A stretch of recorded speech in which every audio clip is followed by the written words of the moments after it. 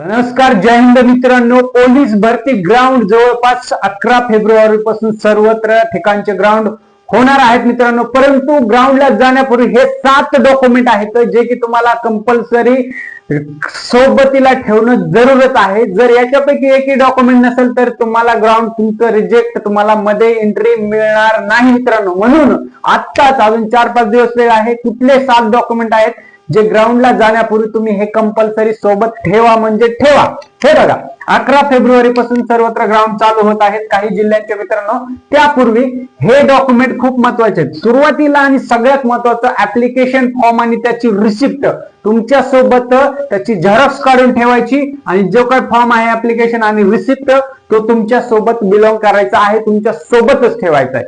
सुरुवातीला काय करा, ग्राउंडला घरून निघताना सगळं एक बंच करा. आज जी डिटेल सांगतो त्यानुसार, म्हणजे कुठलंही डॉक्युमेंट मिसिंग होणार नाही. चला, नेक्स्ट आहे admit card, call letter. Admit card म्हणजे काय, तुमचं ग्राउंडला प्रवेश मिळण्याकरता एक गव्हर्नमेंटने ऍडमिट कार्ड प्रोव्हाइड केलेलं असतं किंवा त्याला आपण कॉल लेटर सुद्धा म्हणतो मित्रांनो. ते तुमच्या सोबत कॅरी करा म्हणजे करा. जर हे बघा लक्षात नाही राहिलं तर अगोदरच सगळा बंच सेट तयार करून ठेवा. तिसरं आहे तुमचं आयडेंटिटी कार्ड. आयडेंटिटी कार्ड म्हणजे काय, तुमचं ओळखपत्र. मग ते तुमचं आधार कार्ड असू द्या, पॅन कार्ड असू द्या किंवा वोटर आयडी असू द्या. जर आता हे तिन्ही पण कंपल्सरी लागणार नाहीत, परंतु तुमच्याकडे जर वोटर कार्ड असेल तर वोटर कार्ड घ्या सोबत, पॅन कार्ड असेल तर पॅन कार्ड घ्या सोबत आणि जर आधार कार्ड असेल तर आधार कार्ड. परंतु या तिन्ही पैकी कमीत कमी एक तरी तुमच्याकडे कंपल्सरी पाहिजे मित्रांनो. तिन्ही पैकी एक. आता काही विद्यार्थ्यांचे वोटर आयडी आलेले नसतात किंवा काढलेले नसतात, तर त्यांनी ह्या दोघांपैकी एक कुठलंही कॅरी करायचं आहे मित्रांनो. ठीक आहे. चौथं आहे तुमचं 10वी 12वी marksheet, original plus Xerox. Original सोबत ठेवा, काही विषय नाही. फाईल करा, फाईलला चिपकून द्या. ओरिजिनल आणि त्याची 2-2 किंवा 1-1 झेरॉक्स सोबत ठेवा मित्रांनो, जेणेकरून तुम्हाला कुठलाच अडचण येणार नाहीये. चौथा आहे कास्ट सर्टिफिकेट लागू असल्यास. कोणाला, SC ST OBC VJNT. जर कास्ट सर्टिफिकेट म्हणजे तुम्ही कॅटेगरी मध्ये असाल तर तुमचं कास्ट सर्टिफिकेट काढलेलंच असेल मित्रांनो या कॅटेगरी मध्ये, तर ते सुद्धा ओरिजिनल तुमच्या सोबत ठेवायचे, जेणेकरून तुम्हाला ग्राउंड मध्ये कोणीही कुठलाच मायकलाला थांबू शकत नाही ग्राउंडला प्रवेशापासून. 5 नंबरचा आहे caste validity certificate. OBC VJNT विशेषतः करून ह्या 2 प्रवर्गातील विद्यार्थ्यांना हे कास्ट व्हॅलिडिटी सर्टिफिकेट कंपल्सरी लागणार आहे. ठीक आहे. त्याच्यानंतर 6 नंबरचा आहे नॉन क्रिमिनल इयर सर्टिफिकेट चालू वर्षाचा, म्हणजे हा तुमचा करंट या वर्षीचा 25-26चा मित्रांनो, हा तुमच्याकडे कंपल्सरी लागणारच आहे. हा सुद्धा ग्राउंडच्या एंट्री वेळेस इथं चेक केला जातो मित्रांनो. ठीक आहे. म्हणून हे सुद्धा कंपल्सरी विदाऊट फेल ठेवा म्हणजे ठेवा. 7वा नंबरचा आहे डोमासाइल सर्टिफिकेट, म्हणजे रहिवासी प्रमाणपत्र. तुमचा महाराष्ट्राचे रहिवासी आहेत, हा एक डोमासाइल सर्टिफिकेट काढलेलं असतं, त्याला सुद्धा व्हॅलिडिटी असतं. ते तुमचं विदिन व्हॅलिडिटीच्या अगोदरच तुम्हाला सॉरी डोमासाइल सर्टिफिकेट असणं कंपल्सरी. फक्त महाराष्ट्राचे रहिवासी पुरावा दाखला असल्याचं तुम्ही प्रूफ असतो, तो सगळ्यात मोठा, ते तुमचं डोमासाइल सर्टिफिकेट. आणि पासपोर्ट साईज 2. आता इथे पासपोर्ट साईज तुमच्याकडे 2 अवेलेबल असतील नो इश्यू, परंतु एक ऍज अ सपोर्टिव्ह म्हणून 2 पासपोर्ट साईज ठेवा. जर त्यांनी विचारले तर दाखवा.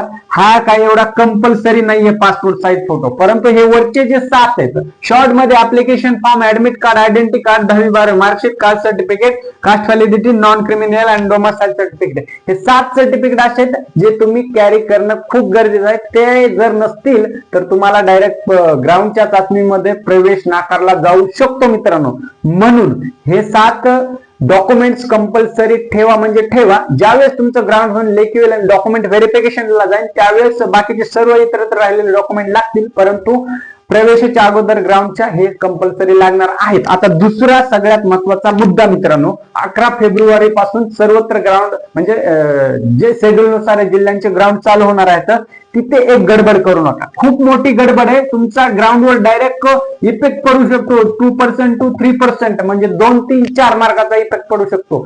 ती सगळ्यात महत्वाची काळजी घ्यायची. आणि ती काय काळजी आहे, आता समजा तुम्ही असाल मुंबई सिटीला फॉर्म भरलाय किंवा पिंपरी चिंचवड किंवा पुणे, नाशिक, कुठेही आता तुमचं गाव आहे मराठवाडा साईडला किंवा विदर्भ साईडला, तुम्हाला यायचंय मुंबईला, म्हणजे ग्राउंड ला यायचं म्हटलं की प्रवासाला दगदग आलीच. आणि काय होतं मित्रांनो, प्रवासामध्ये ना खूप दगदग होती आणि वरतून एक थोडंफार डिप्रेशन असतं, ग्राउंड कसं जाईल ह्या गोष्टी, बाकीच्या सगळ्या गोष्टी असतात. प्रवासात मध्ये थकून जातं आणि लगेच विद्यार्थी मित्र उद्या ग्राउंड असेल तर आज मुंबईमध्ये पोहोचतात, म्हणजे ज्या ठिकाणी त्यांचं ग्राउंड असेल त्या ठिकाणी लगेच उद्या मॉर्निंगला ग्राउंडला सुरुवात करतात त्यांच्या शेड्यूलनुसार.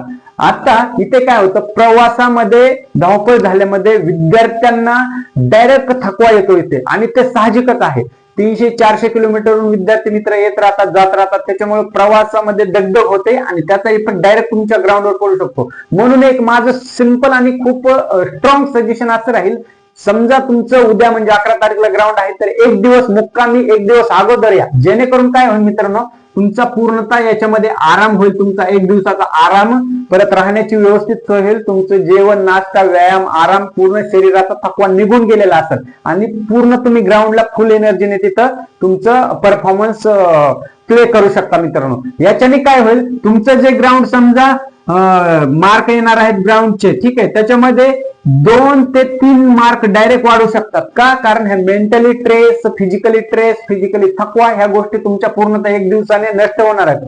थोडेफार तुमचे पैसे राहण्या खाण्याकरता जातील एक दिवसाचे, परंतु करिअर जर तुमचं सेट होत असेल तर थोड्याफार पैशाकडे बघू नका बिलकुल. त्याच्यामुळे एक दिवस अगोदरच स्टे करा, तुमच्या ग्राउंडच्या जवळ ज्या ठिकाणी राहा, नातेवाईकाकडे किंवा तुमचे अजून इतरत्र काही सोयी सुविधा असेल त्या ठिकाणी राहा.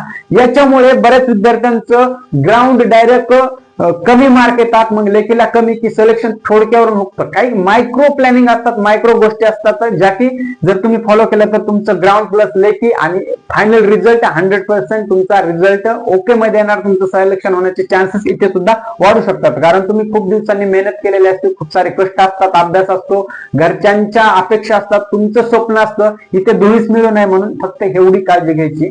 दुसरा पॉइंट, आता ग्राउंडला हे एवढे सोबत तुमचे डॉक्युमेंट न्यायचे आहेत, सोबत कॅरी करायचे आहेत, जेणेकरून तुम्हाला ग्राउंड मध्ये कुठलाही पद्धतीचा प्रवेश नाकारला जाणार नाही मित्रांनो.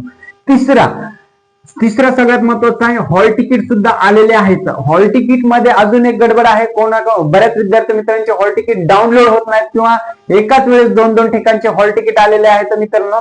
त्याची व्यवस्थित चौकशी शहानिशा करून त्याचा लागलीच निकाल लावून घ्या, जेणेकरून तुमची टाइमावर धावपळ होणार नाहीये म्हणून. आणि ज्यांचे हॉल तिकीट विद्यार्थी मित्रांचे डाउनलोड होत नाहीत, ग्राउंडच्या अगोदर पर्यंत संपूर्ण चेकिंग करून, सगळं अनालिसिस करून डाउनलोड करून घ्या, त्याची प्रिंट काढून घ्या, कलर प्रिंट काढून घ्या आणि हा सगळा डॉक्युमेंटचा डाटा सोबत रेडी ठेवा. दुसरी गोष्ट, इथे हॉल तिकीट डाउनलोड होत नाहीये म्हणून जास्त हायपर होऊ नका, कारण याने काय होतं, मनामध्ये चलबिल व्हायची, ते डाउनलोड का होत नाही, त्याचे बरेचसे कारण, साईड हँग होते किंवा ग्राउंडच्या अगोदर ते दिले जाणार असतात मित्रांनो. आता याच्यामध्ये ट्विस्ट अशी होती, या एक्झाम मध्ये म्हणजे या भरतीमध्ये फक्त ते शासन काय करणार होतं, एक 24 ते 48-72 तासाच्या अगोदर देणार होतं म्हणा, हॉल तिकीट म्हणा किंवा तुमचे ऍडमिट कार्ड, ह्या गोष्टी. परंतु शासनाला विनंती करून सर्वत्र संघटनांनी, शैक्षणिक सगळ्या गोष्टींनी, तर ते तुम्हाला साधारणतः 2-4 दिवस अगोदरच भेटतं. इथे तुम्हाला थोडा ट्रेस कमी होतो आणि सगळं तुमचा डाटा रेडी असले की फक्त तुम्हाला ग्राउंड, लेखी आणि तुमचं फायनल मेरिट ह्या गोष्टीचा इंतजार करायचा आहे. म्हणून ह्या 2-4 पॉइंट आहेत पोलीस भरतीचे या संदर्भातले, खूप महत्वाचे, म्हणून हे लक्षात घ्या आणि एवढे सगळे प्रिपरेशन व्यवस्थित करून घ्या मित्रांनो. ठीक आहे, ह्याच्यामध्ये तुम्हाला ऍडमिट कार्ड किंवा तुमचं हॉल तिकीट किंवा ग्राउंड रिलेटेड किंवा लेख एक्झाम कसलाही डाऊट असू द्या, मला कमेंट करा, त्याचं उत्तर मित्रांनो मी 100% देईल. आणि तुमचे काही प्रॉब्लेम असेल ते सुद्धा मला कळवा मित्रांनो. आणि हा व्हिडिओ जास्त शेअर करा, जेणेकरून आपले जेवढे काही बांधव आहेत पोलीस भरती करणारे, त्यांना सर्वांना हे गोष्टी माहिती होतील आणि कोणाचं तरी करिअर थोड्याशा एका मायक्रो प्लॅनिंग मध्ये मिस होण्यापेक्षा त्यांना ह्या गोष्टी लक्षात आल्या तर त्यांना सुद्धा फायदा होईल मित्रांनो. बस एवढंच माझं सांगणं होतं आणि तुम्हाला पोलीस भरतीसाठी खूप साऱ्या शुभेच्छा देतो. इथेच थांबतो मित्रांनो. जय हिंद, राम राम.